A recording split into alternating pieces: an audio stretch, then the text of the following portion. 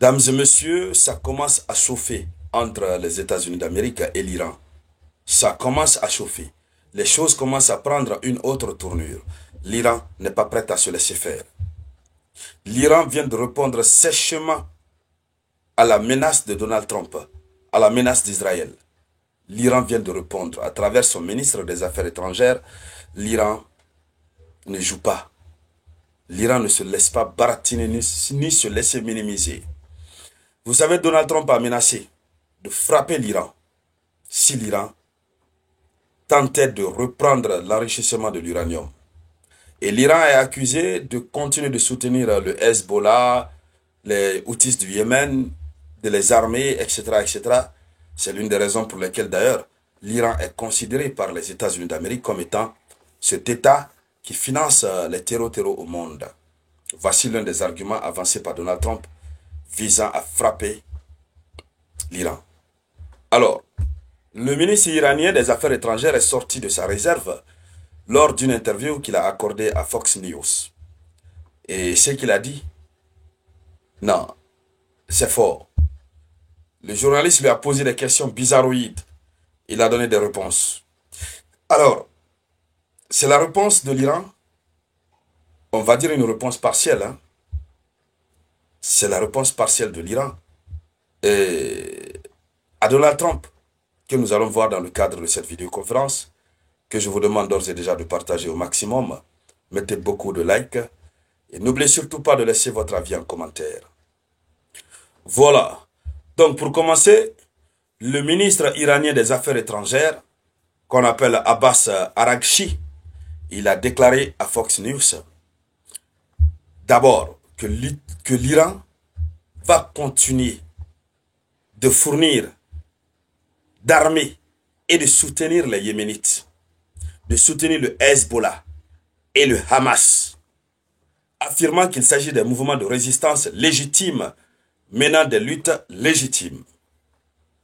Et dans cette réponse, oui, l'Iran va continuer à fournir des armes, à armer et à soutenir les Yéménites, le Hezbollah, le Hamas, et parce que selon eux, ce sont des mouvements de résistance légitimes qui mènent des luttes légitimes. Donc ça veut dire déjà, si Israël ou les États-Unis d'Amérique ont en tête de vouloir séparer ces groupes-là de l'Iran, ce sera impossible. Maintenant, de l'autre côté, à ce qui concerne le programme nucléaire, l'Iran, il dit ceci. L'Iran n'a jamais manqué de le dire, qu'ils vont continuer l'enrichissement de leur uranium, puisque c'est dans un cadre purement pacifique. C'est dans un cadre pacifique. C'est dans un cadre civil. Ça n'a rien à voir avec l'aspect militaire. Oui. Il dit ceci, et nous sommes prêts à aller aux négociations. Mais dans les règles de l'art, on ne peut pas nous retirer notre droit légitime de nous développer. Et donc, il reste à parler. Nous avons comment on appelle, le journaliste de Fox News qui l'interrompt et qui lui pose une question bizarre. Essayons de voir. Il dit ceci. Monsieur le ministre, avec tout le respect que je vous dois, la question ne concerne pas seulement les États-Unis et Israël. D'autres dirigeants mondiaux s'inquiètent également du programme d'enrichissement de l'Iran. Si ce programme est entièrement pacifique, pourquoi a-t-il été nécessaire de le situer à un demi-mille de profondeur, sous une montagne, pour le protéger? Voici la question qu'il pose. Parce que l'Iran dit que c'est un programme carrément pacifique et carrément civil. Donc le journaliste lui demande si c'est un programme civil. Pourquoi vous l'avez enfui autant en profondeur dans le sol, et puis pas simplement en simple sol, mais sous une montagne, si vous n'avez pas une intention derrière? Il dit avec tout le respect que je vous dois. L'Iran va répondre. Mais le journaliste continue. Il dit que ce n'est qu'une partie des préoccupations. Deuxièmement, le président Donald Trump a déclaré que si l'Iran tentait de reconstruire son programme d'enrichissement, il n'hésiterait pas à mener d'autres attaques. Quelle est votre réponse au président? Voici ce qu'il a dit. Il dit, en raison des menaces persistantes et pressions continues d'Israël et des États-Unis, par le passé, nous n'avons eu d'autre choix que de protéger nos installations, nos matériaux nucléaires et nos scientifiques. Donc, la raison est claire. Ce n'est pas militaire. Ce n'est pas un programme nucléaire militaire, mais c'est plutôt un programme nucléaire civil. Pourquoi ils l'ont mis au fond dans le sol? Mais ils se sont référés au passé, c'est ce que le ministre dit. En raison de la pression continue d'Israël et des États-Unis par le passé, ils n'ont eu d'autre choix que de mettre ça sous la terre. Est-ce que ces gens-là sont malades? Ils ne sont pas malades. Ils sont bien portants. Ils n'ont d'autre choix que de mettre ça sous terre. Et ils ont mis ça sous terre. À l'intérieur d'une montagne, pour protéger. En vérité, ce que le ministre a dit, dites-moi s'il a raison ou il a tort. Si l'Iran n'avait pas décidé de protéger de cette façon, longtemps ils auraient détruit ça. Parce que l'objectif d'Israël et des États-Unis d'Amérique, c'est de ne jamais voir l'Iran se développer. Je vous ai dit, nos frères d'Afrique refusent de comprendre. Les Africains refusent de comprendre. Ces gens-là ne veulent pas de notre développement. Pour l'Afrique, ils ont réussi. Mais ce sera juste pour un petit temps.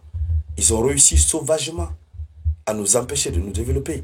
Ils ont mis tous les systèmes en place pour ne pas qu'on se développe. Ils veulent qu'ils soient les seuls pays développés. Si vous êtes leur allié, votre développement aussi doit être limité. Il ne faudrait jamais les égaler. Alors, tout cet acharnement contre l'Iran, c'est quoi? C'est pour empêcher le développement de l'Iran. Et l'Iran a vite compris, l'Iran a compris ça depuis longtemps. C'est pourquoi l'Iran a décidé de protéger son nucléaire et de protéger ses scientifiques. Donc le ministre a raison. S'il n'avait pas procédé ainsi, aujourd'hui, tout serait parti. Donc il faut être malin. Maintenant, pour revenir, pour tenter de calmer la situation, de calmer le jeu par rapport à la tension de Donald Trump qui menace de frapper à nouveau l'Iran, il dit ceci. Il dit, mon message au président des États-Unis est de venir trouver une solution, négocier pour le programme nucléaire iranien. Il n'a qu'à venir trouver une solution négociée, il n'a qu'à venir aux négociations. Cela vaut mieux que des frappes. Donc ça, c'est le ministre qui parle. Ça, c'est son message. Or, les hautes autorités iraniennes ont déclaré déjà le président des États-Unis comme Muhareb. Ça veut dire il ne peut pas s'asseoir avec les Iraniens. Pas du tout.